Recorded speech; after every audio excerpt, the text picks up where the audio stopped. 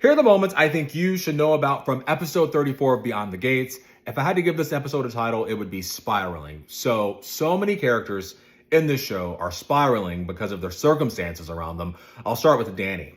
Vernon walks in on her in the kitchen. He knocks on the door, of course, but she's crying.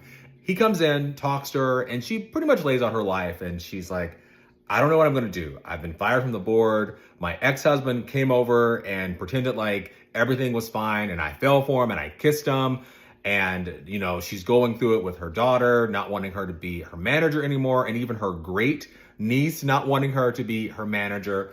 Now, things do turn around for her in the episode after Vernon and her talk. She hugs him, they cry. He goes over to Nicole and Ted's because they're throwing a birthday party for Kat. Dani shows up and is the life of the party, and she's great. But of course, the episode ends and she is chugging straight vodka.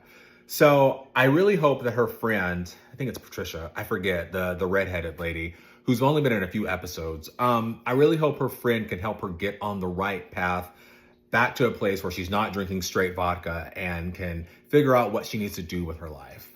The other characters who are spiraling are Eva and Naomi. So Eva, she wants to have a relationship with her father, Ted. Now, there is some, angst about, is Ted actually her father? I actually did see, I said actually 3 times in like 10 seconds.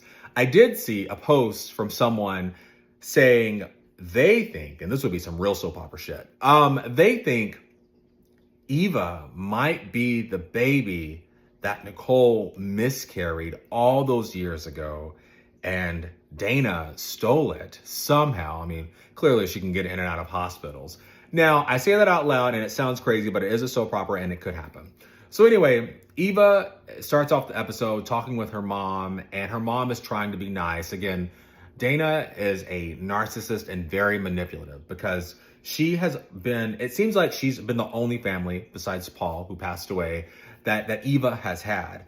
So whenever the person you love most in the world is also the person that's causing you the most trauma in the world, it's hard. And Eva did say, I'm trying to do what you want me to do by getting revenge on them, but it's all confusing. You want me to do this, you want me to do this. And it's really sad. And Dana is very nice in this episode, but again, it's a part of that manipulation that she does of her daughter.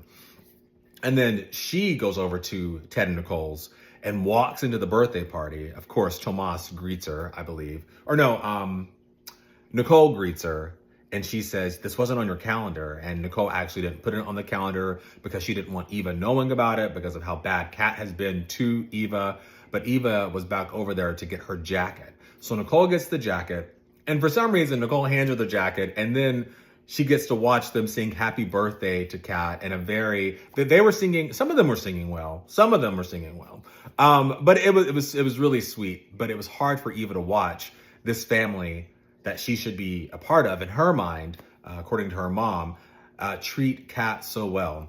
And she was then standing next to Tomas, which they have such good energy together. And she's like saying bad stuff about Kat, saying, well, not bad stuff, just saying she doesn't even realize how good she has it. She is celebrated for everything. Even her pity parties are catered. Now, somehow, Kat walked up and heard everything and gave her a tongue lashing. Also, something very sweet, the actress's mom, the Kat's mom actress, Colby, that's her name. Her mom followed me on Instagram, which I think it's so sweet. Her mom's profile is just nothing but pictures of her daughter. She has like 12 or 13 posts. I showed it to my partner and he thought it was sweet as well.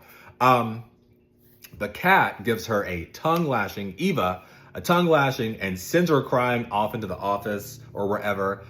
Ted comes in and comforts her and hugs her, and then sends her on her way and says, you'll always be welcomed or part of this family. And she gets back home, and Dana has decorated, and even though her birthday isn't in for a couple more weeks, she has a birthday cake for her, and they blow out a candle, and she tells a story about how she made something early on in her life go better. A boy broke up with her to go date someone else on Valentine's Day, and that's how she made Eva feel better whenever that happened years ago. But I think it's just so much. Like, Eva wants to be a part of the family, and because everyone was posting, all the actors were posting last week about the taping of the 100th episode, Eva and Leslie are still around. So I don't know how long the storyline is going to drag out. We are just 2 months in, so they could give this to us for a year, because we really like that dynamic. And even though Leslie, Dana, Anna, Lulu, Sherry, someone told me I forgot Sherry as well, is my favorite character, I understand it's very manipulative and she is a terrible parent. The last person who was spiraling is Naomi. She ends the episode by telling Bill she is withdrawing from the case and she cannot represent her clients because, oh, I got my steps. It thinks I was moving. I wasn't. Hold on, I'll move. She tells her clients she cannot represent them, and she's doing this because Bill is having some weird issues. You know, a few weeks back, he couldn't feel his hand, and those are like classic symptoms of a heart attack. And I think after she talked to Jacob, she does not want her father to go bankrupt and then for them to not have a relationship. So I'm not sure how that's going to work out, because this has kind of been her whole like plot line. But maybe she's going to find out that Haley is pregnant. Haley does drop that bomb that she's late, her period is late, and that she missed taking a few of her birth control pills, which, okay, Bill, if you don't want kids, get snipped. That's how you handle that. You don't put all the pressure on the woman who you're dragging through the mud to marry and bring into the community where you were in the community with another woman for decades. Because Haley said, you know, with everything that's happened, she's missed a few of her pills. So perhaps Naomi might feel aggrieved that now at her big age, or in her early 30s, I think late 20s, early 30s, because yeah, lawyers 22, 20. Yeah, so it feels like Naomi's in her 30s, that now she's going to have a sibling that is 35 years younger than her, and she might retake the case. What else happened? I think that's it. I think I covered everything. It was a good episode, helping us move along. I will say one thing.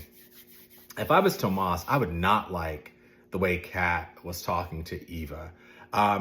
You know, very sedity. I feel like they grew up, I mean, obviously they grew up very wealthy. And Kat seems like she's like the type that snaps at waiters, which, Jesus, I have a good dear friend who doesn't watch these, and they, you know, we're not using he, she, because I don't want anyone to know who they are. But the first time we had dinner together, one of the first times, they snapped at a waiter and I wanted to crawl underneath the table. And I was like, insert name, you can't do that. And they were like, well, how else can I get their attention? You walk up to them, you talk to them, you say hi. Kat kind of feels like that especially whenever she's talking to Eva. She said some really harsh things to her, but you know, she is right about Eva in a sense. But I think that Eva has had a hard life and Kat could be just a little bit kinder.